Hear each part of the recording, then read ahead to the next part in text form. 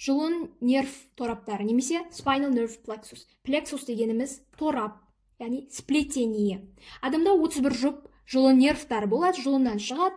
Осылай жұлыннан нервтар тарамдалып, олар бірге буда түзеді, ол қайтадан ашылады. Осы буданы біз жүйке торабы немесе сплетение деп атаймыз, яғни plexus. Алдымен адамда өзі жалпы 4 түрлі торап бар. Мойын, иық, бел, сегіз көз немесе cervical plexus, brachial plexus, lumbar plexus, sacral plexus. Оларында бастамас бұрын адамда өзі жұлынның сегменттері бар екенін білуіміз керек. Ол 8, 12, 5, 5, 1. Оны қалай есте сақтаймыз? Адам, үлкендер сағат 8-де, 12-де және 5-де тамақтанады. Дәл осы бойынша есте сақтап алсақ болады. Алдымен cervical plexus, мойын торабынан бастайық. Мойынның бірінші нерві және төртінші нерві бірге бірігіп cervical plexusты құрайды. Ол бастың артын, мойынды, иықты иннервацияға, сезімталдығын, қозғалысын қамтамасыз етеді.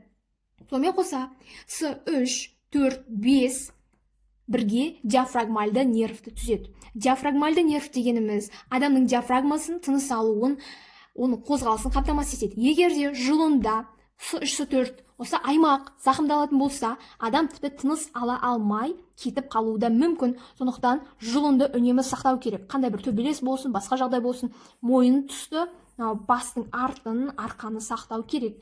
Келесі brachial plexus, иық тораптары.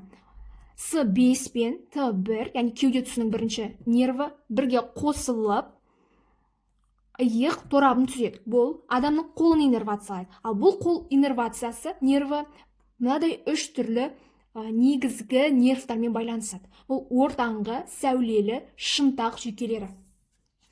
Бірінші ортаңғы жүйке туралы айтайық. Бұл адамның қолының ортасынан бастап алақанға барып 3 түрлі саусақты иннервациялайды. Мысалы, бұған қатысты білезік каналының синдромы деген нәрсе бар.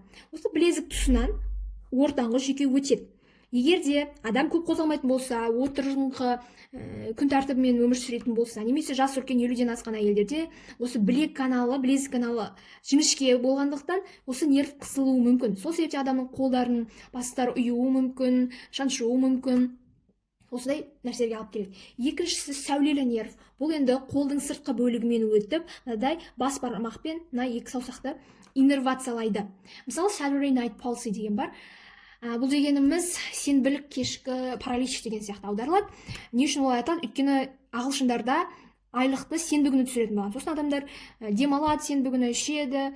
Сосын үйге келгенде шаршап жатып қалады. Сол кезде адам шынтағын, жалпы қолын үстеліне қойып немесе жатқан кезде дұрыс жатпай, осы қолының мына жақ бөлігі қысым қығып жатып қалуы мүмкін. Сол кезде адам тұрғанда қол істемей қалады, қатты үйіп қалады.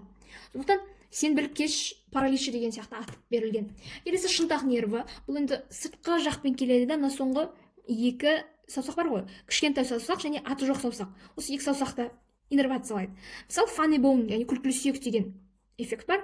Мына шынтақты иннервациялағанда, немесе ұрып алған кезде адамға қатты әсер етеді бүкіл қолына.